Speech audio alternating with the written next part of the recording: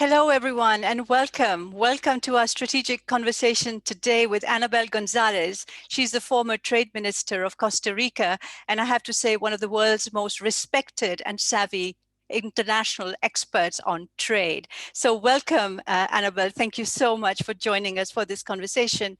Anabel, you and I met, the last time we met was actually 6 years ago in Kigali in Rwanda. And I remember before that, you were here in Brussels and we had an event at Friends of Europe because you'd been nominated as a candidate to replace Pascal Lamy as Director General of the WTO. And you were here and we talked about, your ambitions. Of course, that didn't happen, but you went on to do very, very important and very, very nice things. And, as I said, if you want to talk about international trade, you go to Anabel González. So thank you very much for joining us.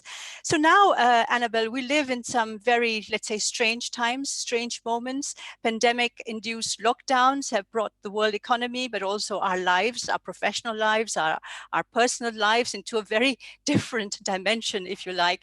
And of course, the economic havoc caused by the lockdown is around us all the time. We're hearing about very grim reports of declining GDPs and per capita incomes falling, emerging countries becoming even more in grave danger because of the lockdown. And of course, international trade has come to a grinding halt. Global supply chains have been disrupted. There's talk of economic nationalism, reshoring, strategic autonomy, people talking about protectionism in a way they didn't before. And of course, behind us all, in the background, if you like, lurking there, are US-China rivalries over trade and tech as well. So it's a very, very difficult environment. But we have to start thinking now of a recovery, of a sustained and an urgent recovery, where we can all come out of our lockdowns and bring the economy, the global economy, back on its feet. So these are some of the questions, Anabel, that I will be asking you. We are being watched across the globe, across the world. You're in Costa Rica, I'm here in Brussels, and people are joining us from across the globe. So if you want to join the conversation, please go on Twitter, hashtag FOE debates, and you can join the conversation. Thank you for doing that. Let me turn to you now, Anabel. So let's start off with the G7. We don't know if there will be a real-time G7 or an online G7, but Donald Trump had invited all the G7 leaders to Camp David, I think it is, for the discussions. And one of the issues on the table when this meeting happens is going to be trade. How do you reignite trade and trade, exports and imports and investments? What should the G7 be saying at this time, do you think? What message? Well, hi, Shada. First of all, thank you very much for having me. I'm delighted to be with you and with your audience talking about trade at this important time. And you were mentioning that trade has come to a halt, and I think that we will see further disruption of trade flows. But trade policy can also be a very important instrument to fight the pandemic and to recover from the pandemic. So in the context of the G7 meeting, I think a strong signal from the leaders about their commitment to global trade cooperation would be very powerful. Now we'll see whether that happens or not. But from my perspective, trade, as well as we have governments looking into financial measures, adopting fiscal measures as well. Trade needs to be a very important component of fighting and recovering from the virus.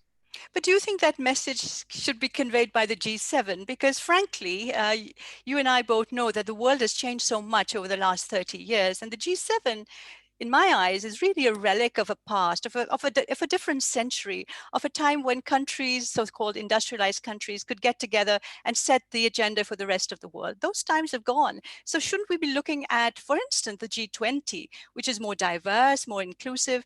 Can we sort of shift the emphasis from this relic of the past, the phantom of the past, to a new and more dynamic G20? I think, Shada, you are absolutely right in the sense that the sort of locus of the discussion today should be the G20. And I think it actually is more the G20 than the G7, in particular in the context of the world as it is today, as you were saying, but also in the context of a crisis that is of a global nature. Because it may have started, one place, moved to others, but in reality, all countries are being impacted by the crisis. Now, the question, of course, is can the G20 deliver as well? And I think this one should probably look at this at two levels. One is, can they get the right messages coming out of the G20 on the first hand, and the second one is whether those messages are actually translated into practice, both at the national level, but more importantly, in the context of the institutions where you actually need to take action to make it work. But no question that in terms of whether governance, world governance, should take place in the context of the G7 or the G20, I think it's the G20, no doubt. But surely, Anabel, not the way the G20 is today. It's a very informal grouping. At the moment, Saudi Arabia is leading it. I think Italy takes over later. Sort of, shouldn't it be reinforced, buttressed, institutionalized a bit more, so it really becomes a global governance instrument? I think Would you suggest? Yeah, I think you're actually bringing in a very important point.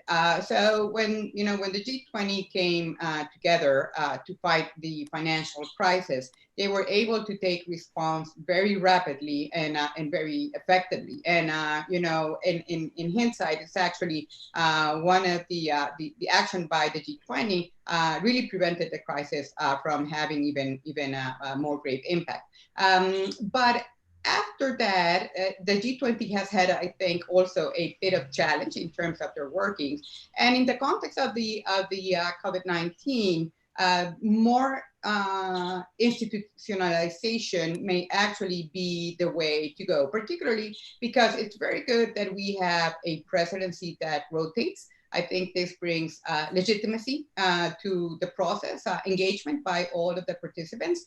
But on the other hand, you cannot just really be sort of reshaping agendas from one year to another, and you need to sort of keep track of what were some of the commitments that were adopted before our countries complying with those commitments, and there maybe even thinking about having some kind of a secretariat that could provide that support, at a minimum, monitoring progress in the commitments that have been made, providing some continuity to the discussion from one year to another. I think these are some of the issues that we should be thinking about in the current context.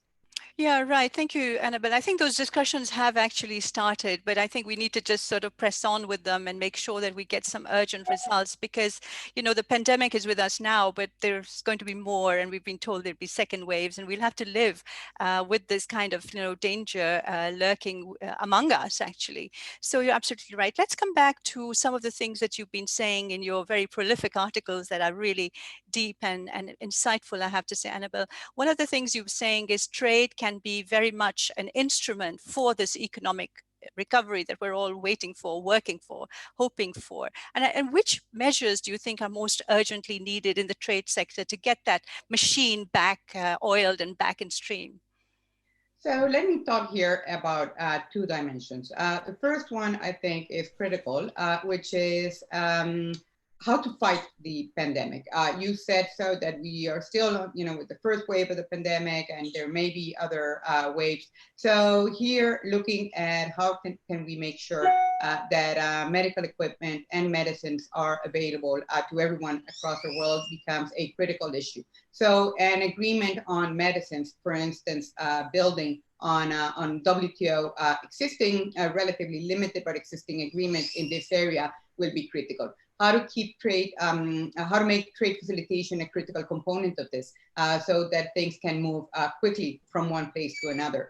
How to make sure that technical standards provide for the safety that is required, but also do not turn into an impediment for moving things around. There's also a dimension in the area of services, because we have seen that health workers are needed in many places around the world. So how can you bring this how do you bring this services dimension to the conversation? And last but not least is this, all this discussion about the vaccine. How can we make sure that the vaccine, once it is developed, can actually be manufactured and distributed across the world? So tackling this, I would say, immediate issues to make sure that trade is aligned with all the health considerations and health priorities becomes critical. But then the second dimension, of course, is the economic recovery. And here I would like to maybe say a couple of words on the issue of global value chains. Because one key element of the discussion today is, okay, the pandemic has revealed that a country or a government should not rely on production taking place in one single country, in one single territory. Right. And that is probably true. But the answer to that is not really to bring production back home. The answer to that is more, how do you make sure that supply chains can be more robust? And this is a critical issue because for this to happen, you need to put in place a number of trade policy measures that again will allow for trade to flow. So it's more, thinking about this trade agenda for the recovery is about how to keep supply chains flowing, how to keep trade lanes open, how to avoid buy local policies, investment restrictions, and others that will actually not help in making value chains more robust and more resilient, but actually bring in greater risk into the equation.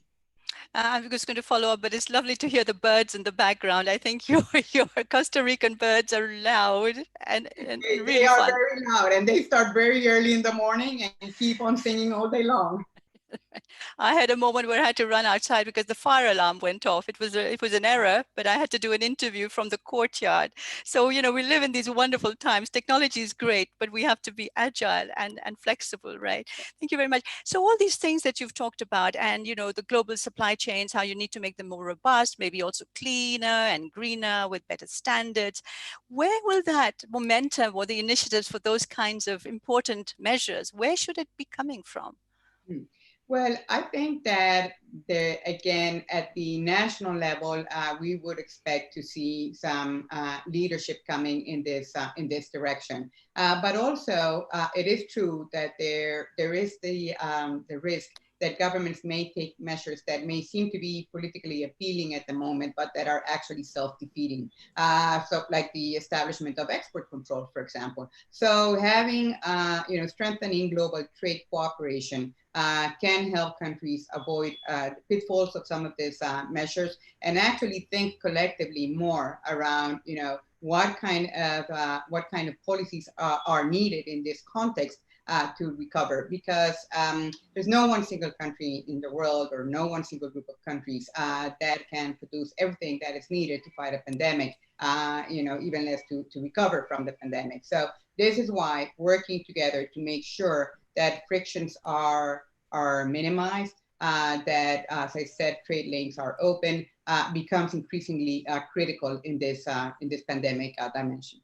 But isn't there, Anabel, also a communication element to make people understand? I mean, simplistic statements of the kinds we've been hearing here in Europe, but elsewhere as well in the United States. Bring it all back. We can't have, a dependency on other countries. Bring it all back, and we'll be much better off. And all of the kind of economic nationalism, and I have to say populism, coming into it. So don't we need to actually explain that better to our citizens and actually to our politicians as well? And how are we going to do that? Well, I think this is a challenge that all of us who have been working in the trade field for a while have to face, which is that some of these measures, okay, so let's bring everything home.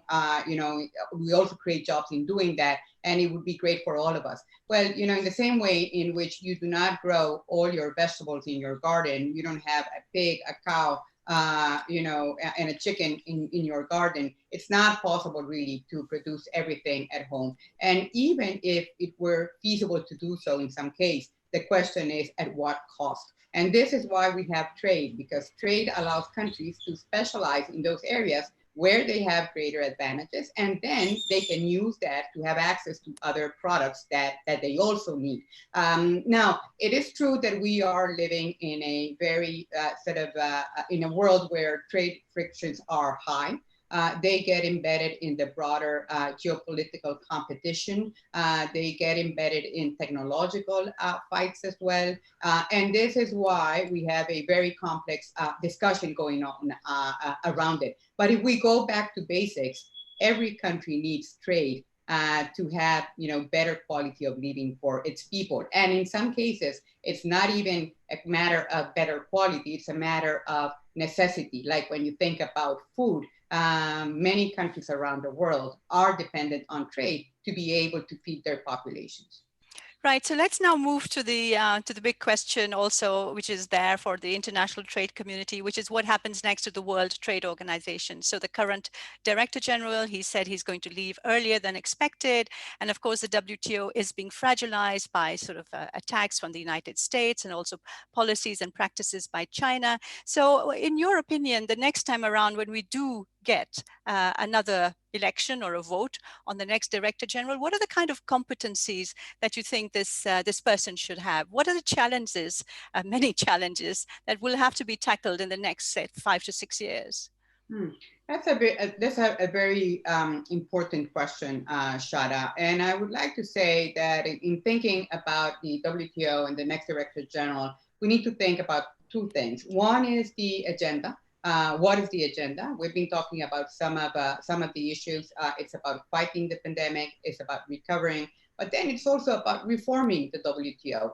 And this, I think, is one of the main elements that the next Director General of the organization will need to tackle.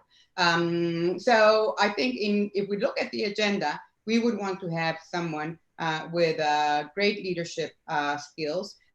This person is going to come in at times of crisis, so it's a kind of a compassionate kind of leadership.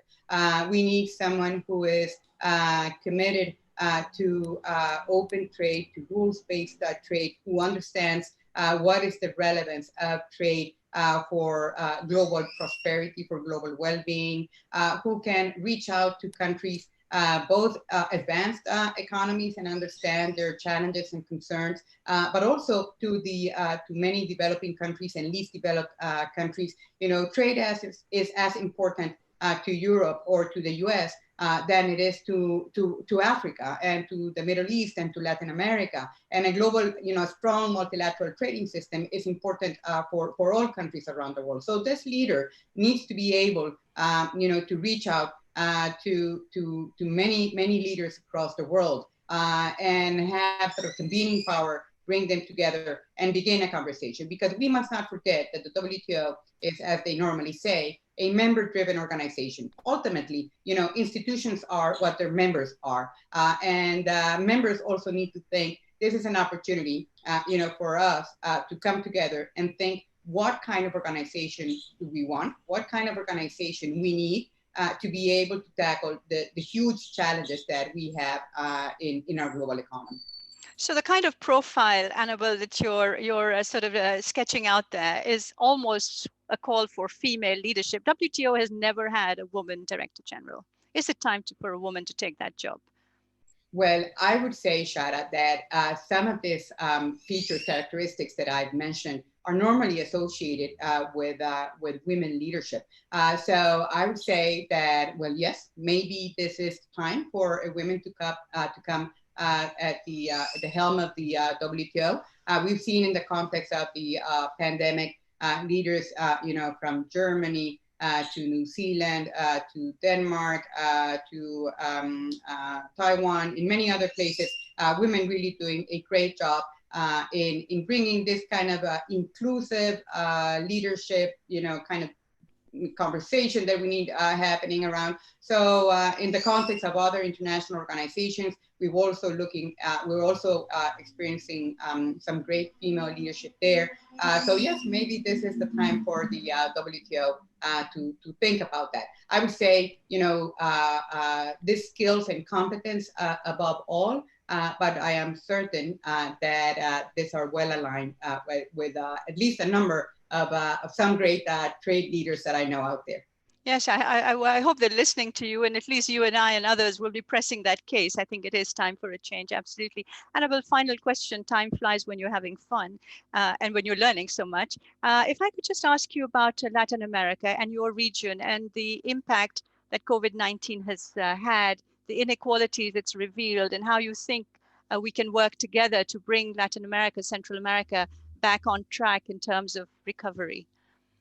Well, Latin America is certainly one region of the world that is very much in need of this global cooperation. The pandemic did not come to Latin America at a good time. I guess there's never a good time, but Latin America was, with the meager growth rates, high deficits in a number of places, significant inequality, as you mentioned, and the pandemic is and will impact the region very severely through reduced price in commodities, through the reduction of tourism, which is very important for a number of countries in the region, through decreased remittances. Impacted, of course, through the trade channels more broadly, through decreased foreign direct investment. So in going forward for this region, I guess as many others, but certainly for this region, this making sure that trade remains a viable tool for the recovery is as important today, or I would say more important today than it was before. Okay, Annabel, we've come to the end, practically the end of our conversation. Is there any other message that you'd like to convey to us, all of us watching you now? Is there something you'd like to say? Thank you, Shada. Just one final message, which is I think we are at risk of seeing trade frictions deepen. The risk of increased tariffs, risk of greater subsidies and responses to those subsidies, risk that the trade conversation will get embedded even further in the technology and geopolitical confrontations. So the message that I would like to leave there is that we need global trade cooperation. The WTO is the right forum to do this. If it cannot be done by all members, those that are willing should step up and should take the leadership. So I guess that's my message. And thank you very much, Shada, for having me. And I look forward to another conversation, hopefully not 7 years from now. So thank you very much. Thank you, Annabel. Thank you very much. And thank you very much to all of you. I mean, Anabel González, the former Trade Minister of Costa Rica, and as I said, still one of the world's top experts, savvy experts on international trade. Listening to you has been a pleasure. We've talked a lot about all of the issues that have been very high up on my agenda. G20, what happens to the World Trade Organization? How do we stop simplistic messages on trade destroying what's been a very vibrant international environment? And finally, as you said, what happens next? How we work together. So many important messages, signals coming from Annabel, and a conversation that I think is really insightful, and we should actually start now walking this talk. So thank you, Annabel. Tomorrow, Friends of Europe will be hosting a strategic conversation at 10 o'clock with Parag Khanna, who is the author of The Futurization. So we'll be talking about Asia, and that will be followed by an online discussion with a panel of 7 experts from across Asia and Europe, talking about how we're going to take that conversation forward in the post-COVID recovery aspiration. So thank you very much, everyone, for joining us. Thank you, Annabel. Stay safe and stay healthy. Thank you.